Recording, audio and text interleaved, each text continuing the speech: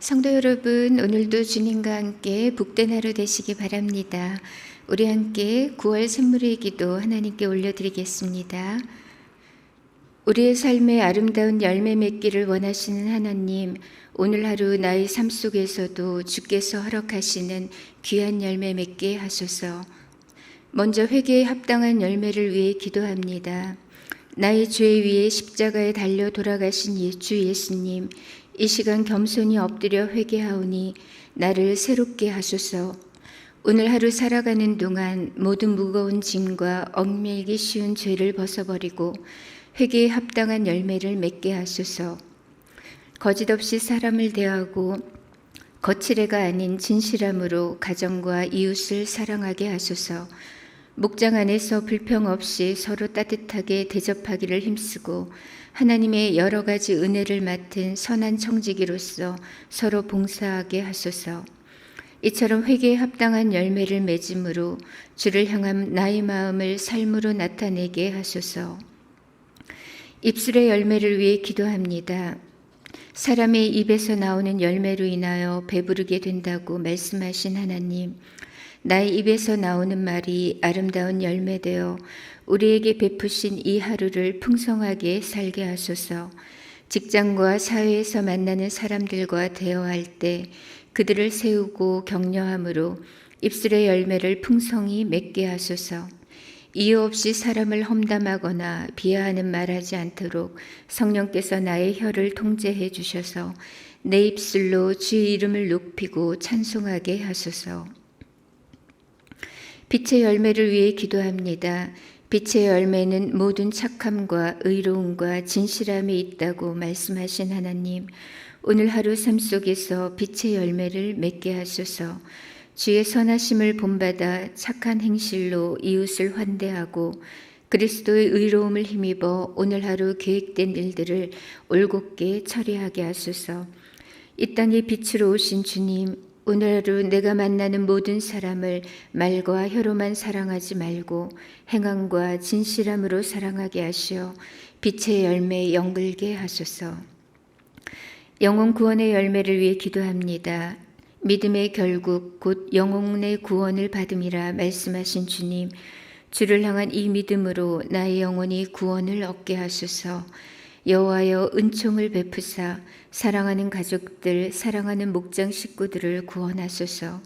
오늘 하루 내가 선 이곳이 땅끝이라 여기고 만나는 이들에게 주의 복음을 전하여 사랑하는 내 주님께 영혼 구원의 열매를 올려드리게 하소서. 예수님의 이름으로 기도합니다. 아멘. 이제 하나님 말씀 보겠습니다. 오늘 함께 나눌 말씀은 사무엘하서 12장 1절에서 15절 말씀입니다. 여호와께서 나단을 다윗에게 보내시니 그가 다윗에게 가서 그에게 이르되 한 성읍에 두 사람이 있는데 한 사람은 부하고 한 사람은 가난하니 그 부한 사람은 양과 소가 심이 많으나 가난한 사람은 아무것도 없고 자기가 사서 기르는 작은 암양 새끼 한 마리뿐이라. 그 암양 새끼는 그와 그의 자식과 함께 자라며 그가 먹는 것을 먹으며 그의 잔으로 마시며 그의 품에 누움으로 그에게는 딸처럼 되었거늘 어떤 행인이 그 부자에게 오매 부자가 자기에게 온 행인을 위하여 자기의 양과 소를 아껴 잡지 아니하고 가난한 사람의 양 새끼를 빼앗아다가 자기에게 온 사람을 위하여 잡았나이다 하니 다윗이 그 사람으로 말미암아 노하여 나단에게 이르되 여호와의 살아계심을 두고 맹세하노니 이 일을 행한 그 사람은 마땅히 죽을 자라. 그가 불쌍히 여기지 아니하고 이런 일을 행하였으니 그 양새끼를 4배나 갚아주어야 하리라 한지라. 나단이 다윗에게 이르되 당신이 그 사람이라. 이스라엘의 하나님 여호와께서 이와 같이 이르시기를 내가 너를 이스라엘 왕으로 기름 붓기 위하여 너를 사울의 손에서 구원하고 내 주인의 집을 내게 주고 내 주인의 아내들을 내 품에 두고 이스라엘과 유다 족속을 내게 맡겼느니라. 만일 그것이 부족하였을 것 같으면 내가 내게 이것저것을 더 주었으리라. 그러한데 어찌하여 내가 여호와의 말씀을 업신여기고 나보기에 악을 행하였느냐. 내가 칼로 햇사람 우리아를 치되 암몬 자손의 칼로 죽이고 그의 아내를 빼앗아 내 아내로 삼았도다. 이제 내가 나를 업신여기고 햇사람 우리아의 아내를 빼앗아 내 아내로 삼았은즉 칼이 내 집에서 영원토록 떠나지 아니하리라 하셨고, 여호와께서 또 이와 같이 이르시기를 보라, 내가 너와 네 집에 재앙을 일으키고 내가 내 눈앞에서 내 아내를 빼앗아 내 이웃들에게 주리니 그 사람들이 내 아내들과 더불어 백주에 동침하리라. 너는 은밀히 행하였으나 나는 온 이스라엘 앞에서 백주의 이 일을 행하리라 하셨나이다 하니, 다윗이 나단에게 이르되 내가 여호와께 죄를 범하였노라 하매, 나단이 다윗에게 말하되 여호와께서도 당신의 죄를 사하셨나니 당신이 죽지 아니하려니와 이 일로 말미암아 여호와의 원수가 크게 비방거리를 얻게 하였으니 당신이 낳은 아이가 반드시 죽으리이다 하고 나단이 자기 집으로 돌아가니라. 아멘. 오늘 나눌 말씀의 제목은 구멍난 거룩입니다. 사실 이 구멍난 거룩이라는 말은 케빈 드영의 책 제목이기도 합니다. 거룩은 하나님의 본성이면서 예수 안에서 우리를 부르신 목적이죠. 그래서 거룩은 한마디로 기독교 신앙의 본질이라고 할 수 있습니다. 하지만 실제로 현대 그리스도인들에게 있어 거룩은 가장 취약한 부분이 되고 말았습니다. 거룩을 너무나 가볍게 여기고 있고 또 거룩에 구멍이 뚫린 채로 살아가는 그리스도인들이 많기 때문입니다. 그런 차원에서 오늘 말씀은 우리에게 심각한 경종을 울리는 말씀입니다. 그토록 하나님을 사랑했던 다윗도 한때 거룩에서 실패했었다면 우리는 두말할 나위가 없는 것이니까요. 오늘 우리는 다윗의 구멍난 거룩, 곧 그의 범죄를 통해서 하나님께서 우리에게 주시는 교훈을 살펴보려고 합니다. 첫 번째, 다윗의 사건을 통해 하나님께서 말씀하시는 교훈은 지금 바로 회개하라는 것입니다. 오늘 본문은 하나님께서 나단 선지자를 보내셔서 다윗 왕을 책망하는 장면입니다. 그런데 이 시점이 언제인가 하면 다윗과 밧세바 사이에서 이미 아이가 태어난 이후입니다. 그러니까 사건이 발생한 지 이미 적어도 10개월 이상이 경과한 거죠. 그리고 그 사이에 다윗은 우리아를 전쟁터에서 죽게 했습니다. 1년이 다 되도록 다윗은 자발적으로 회개하지 않았죠.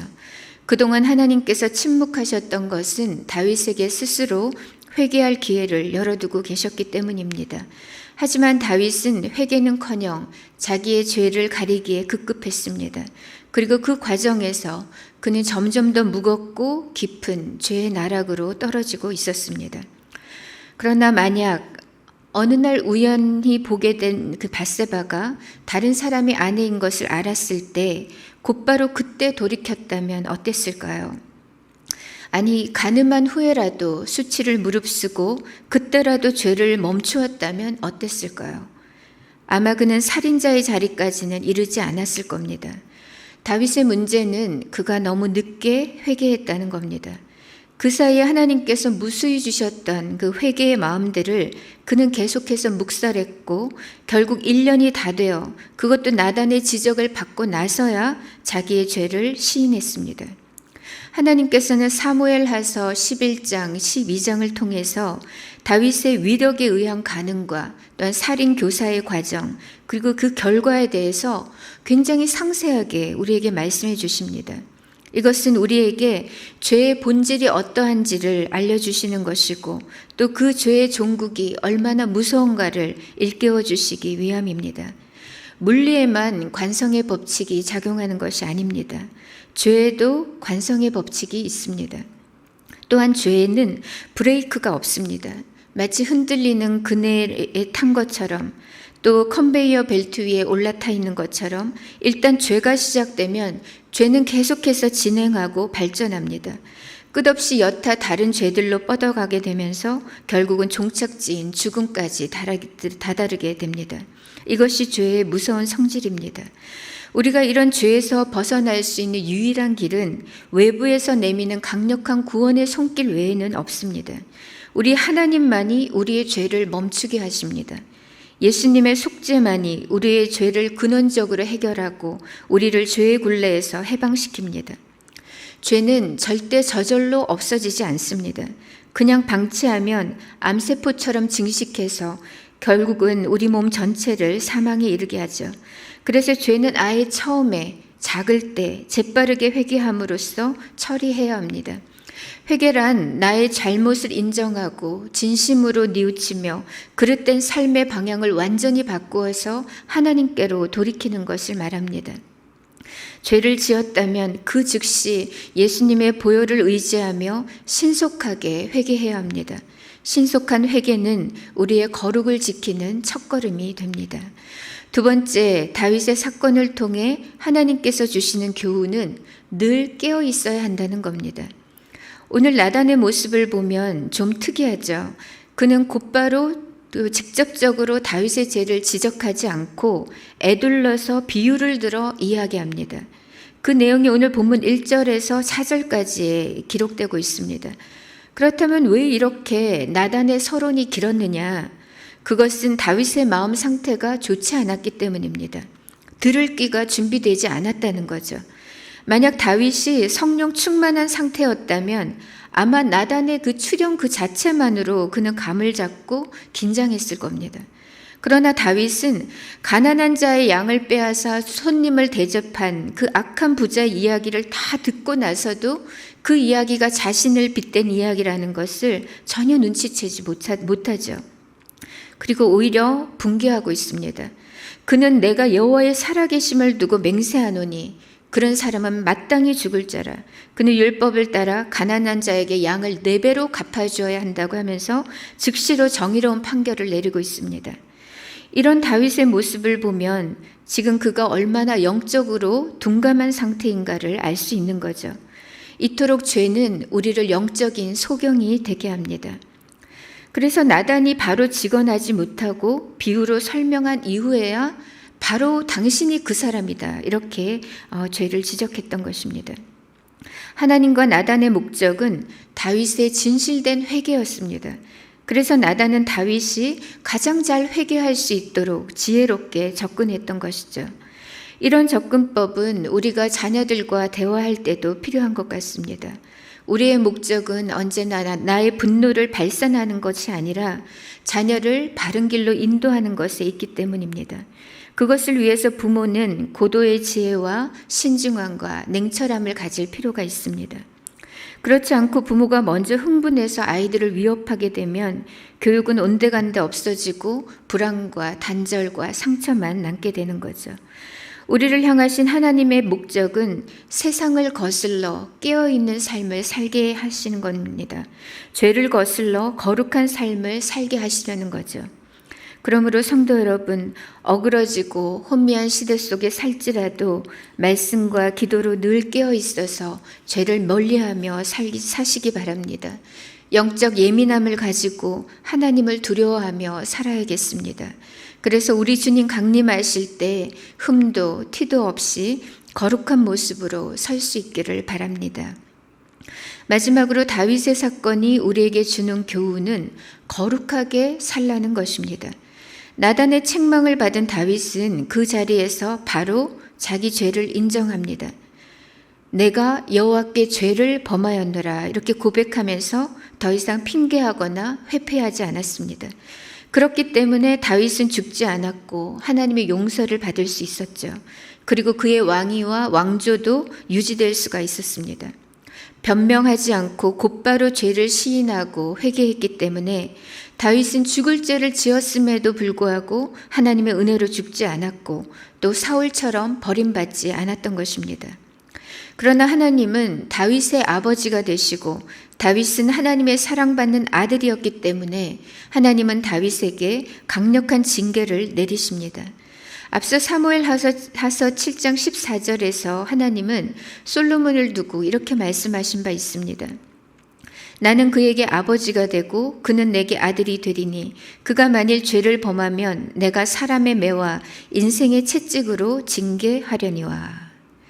즉 하나님은 그의 사랑하는 자녀가 범죄할 때에 징계하신다는 겁니다. 그 징계의 목적은 다시는 죄를 번복치 않도록 하고 어그러진 삶에서 바로잡는 것입니다. 하나님은 보잘것없던 목동 다윗을 이스라엘 최고 권력자의 자리에 올리셨습니다. 아무것도 부족함이 없도록 채워주셨고 그 외에도 다윗이 구하는 것이라면 무엇이든지 다 주셨을 겁니다. 그렇게 다윗은 하나님의 사랑받는 아들이었던 거죠. 게다가 높은 자리와 권력은 그만큼 큰 책임을 수반하는 것입니다. 하지만 다윗은 하나님께 범죄함으로 배은망덕했고 하나님의 말씀을 업신여겼습니다. 그래서 10절 이하를 보면 하나님께서 다윗에게 내리신 징계의 목록들이 나열되고 있죠. 정리하자면 4가지입니다. 첫 번째는 칼이 다윗의 집안에서 떠나지 않을 것이다. 두 번째는 내 집에 재앙이 있을 것이다. 셋째는 백주에 너는 너의 아내들을 빼앗기게 될 것이다. 넷째는 네가 낳은 아기가 죽을 것이다. 이거였습니다. 이런 하나님의 징계는 즉시로 효력이 발생하면서 그 시간 이후로 다윗의 집안에는 끝없이 심각한 문제들이 발생하기 시작합니다. 암논의 이복 동생 성폭행 사건이라든가 압살롬의 보복성 살인, 또 압살롬의 쿠데타, 백주의 아버지의 후궁들을 범하는 폐륜 등등 앞으로 전개될 사무엘 하서의 내용들은 이 하나님의 징계가 어떻게 다윗의 집에 낱낱이 실현되고 있는가도 함께 보여주고 있습니다. 하나님은 사랑하는 다윗이라도 징계하셔서 오고 오는 세대들에게 죄의 경종을 울리고 계십니다. 다윗의 죄가 그의 지방과 자녀의 축복을 막는 장애물이 되었습니다. 그러므로 사랑하는 성도 여러분, 우리의 거룩이 우리 자녀와 우리 후손들에게 줄 수 있는 최고의 복임을 믿으시기 바랍니다. 우리의 구멍난 거룩 때문에 우리 가정과 자녀를 향한 하나님의 복이 막혀서는 안 될 것입니다. 하나님은 오늘 다윗의 사건을 통해 죄가 얼마나 무서운지 알아야 한다고 하십니다. 또 하나님을 두려워하며 살아야 한다고 말씀하십니다. 하나님 앞에 거룩한 삶을 살아감으로 우리 자신이 먼저 복의 근원이 되고 또 축복의 통로가 되어 살아가면 좋겠습니다. 이제 말씀을 정리합니다. 하나님께서 다윗의 범죄 내용을 이토록 상세하게 밝히신 이유가 무엇일까요? 하나님은 왜 그토록 다윗에게 무거운 징계를 내리셨을까요? 그 이유는 첫 번째로 지금 바로 회개하는 삶을 살라는 것입니다. 두 번째는 세속에 물들지 말고 늘 깨어 있어야 한다는 것입니다. 마지막으로는 죄의 무서움을 알아서 거룩한 삶을 살라는 것입니다. 하나님께서 우리를 그리스도 안에서 부르신 것은 우리로 제사장 나라가 되고 하나님의 거룩한 성품에 참여한 자가 되게 하시기 위함입니다. 오늘도 예수님의 보혈과 성령의 능력을 의지함으로 거룩한 하나님의 자녀로 살아가는 저와 여러분 되시기를 축복합니다.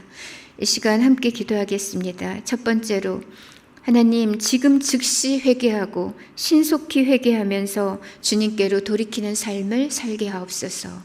그리고 두 번째로는 죄에 물들지 않고 늘 깨어있는 삶을 살게 하소서. 마지막으로 죄의 무서움을 알게 하셔서 거룩한 삶을 살아가게 하옵소서. 이렇게 기도하고 개인의 기도 제목으로 나아가도록 하겠습니다. 함께 기도하겠습니다.